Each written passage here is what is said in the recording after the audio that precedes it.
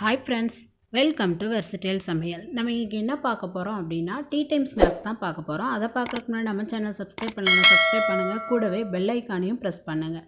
வாங்க வீடியோக்குள்ளே போகலாம். இன்றைக்கி நம்ம கிட்ஸுக்கெல்லாம் ரொம்ப பிடிச்ச ஒரு ஹெல்த்தியான டிஷ் வெஜிடபிள் கட்லெட் எப்படி செய்கிறதுன்னு தான் பார்க்க போகிறோம். இதை நம்ம குயிக்காக பண்ணிடலாம், நேரம் அதிகமாக எடுக்காது இது பண்ணுறதுக்கு. வாங்க இதுக்கு என்னென்ன பொருட்கள் தேவையானதுன்னு பார்த்துடலாம்.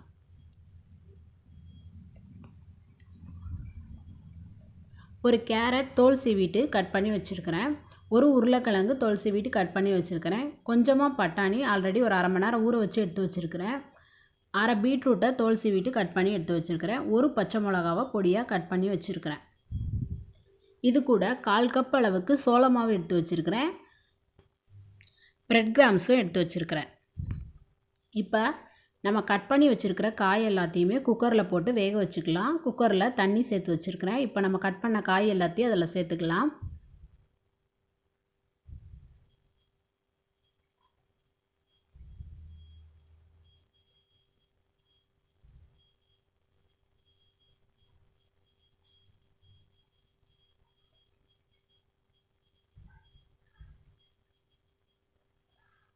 பாருங்கள், எல்லா காயுமே சேர்த்தாச்சு. இப்போ நம்ம அந்த காய்க்கு தேவையான அளவு சால்ட் சேர்த்துக்கலாம்.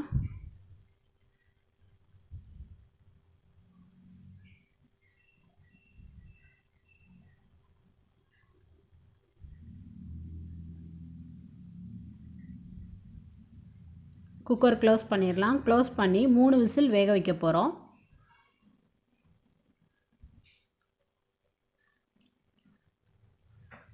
மூணு விசில் வரட்டும்.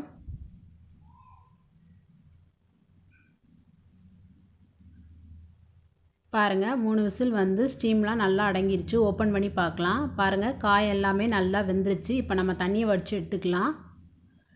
இப்போ இந்த காயை நம்ம நல்லா மசிச்சு எடுத்துக்கிற போகிறோம். கொஞ்சம் கூட காய் தெரியாத அளவுக்கு நல்லா மசிச்சு எடுத்துக்கோங்க.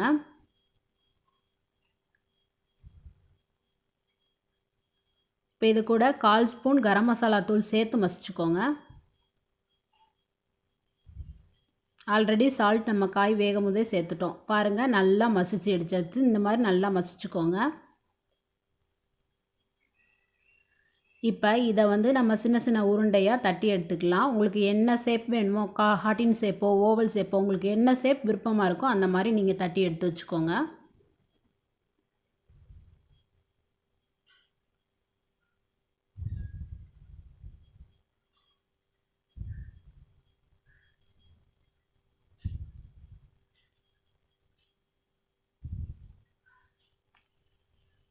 எல்லாமே தட்டி எடுத்து வச்சாச்சு. நம்ம 1/4 கப் அளவுக்கு சோள மாவு எடுத்து வச்சுருந்தோம் இல்லையா, அதில் தண்ணி ஊற்றி நல்லா கரைச்சி எடுத்துக்கோங்க.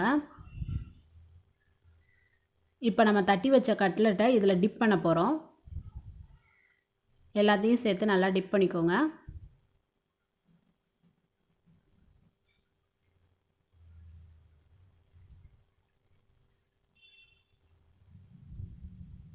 பாருங்கள், நல்லா டிப் பண்ணியாச்சு. இப்போ இதை பிரெட் கிராமில் சேர்த்து நல்லா கோட்டிங் கொடுத்துக்கலாம்.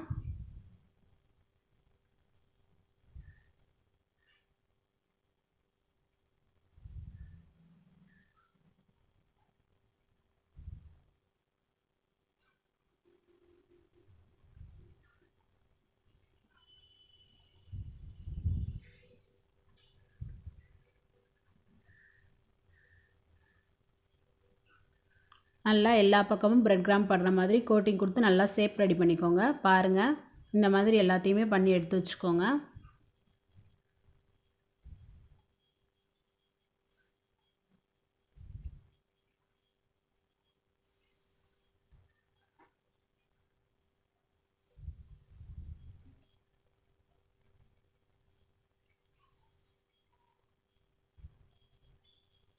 பாருங்கள், எல்லாமே நமக்கு ரெடி ஆயிடுச்சு. இப்போ இதை ஒரு 10 மினிட்ஸ் நம்ம ஃப்ரீசரில் வைக்கலாம். அது கொஞ்சம் கூலிங் ஆகட்டும். அதுக்கப்புறமா நம்ம ஆயிலில் பொரிச்சு எடுத்துக்கலாம். இப்படி கூலிங் ஆகிறதுனால பிரெட் கிராம்ஸ் உதிராமல் இருக்கும். அதனால தான் ஒரு 10 மினிட்ஸ் நான் கூலிங்கில் வைக்கிறேன். கடாய் வச்சு ஆயில் ஹீட் பண்ணியிருக்கிறேன். ஆயில் நல்லா ஹீட் ஆகட்டும்.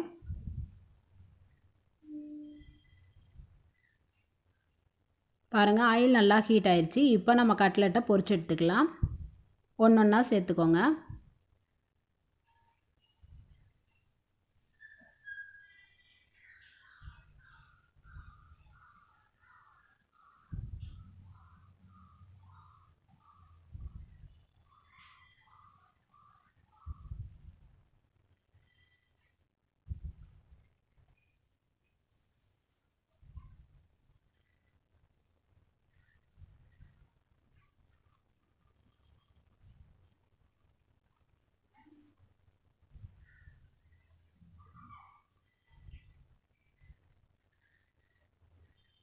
ஒரு பக்கம் வெந்துருச்சு, இன்னொரு பக்கம் திருப்பி போடலாம். நல்லா கோல்டன் ப்ரௌன் ஆகட்டும். பாருங்கள், கட்லெட் ரெடி ஆயிடுச்சு. நல்லா 2 பக்கமும் கோல்டன் ப்ரௌன் ஆயிடுச்சு. இதை ஒரு பிளேட்டில் எடுத்துக்கலாம்.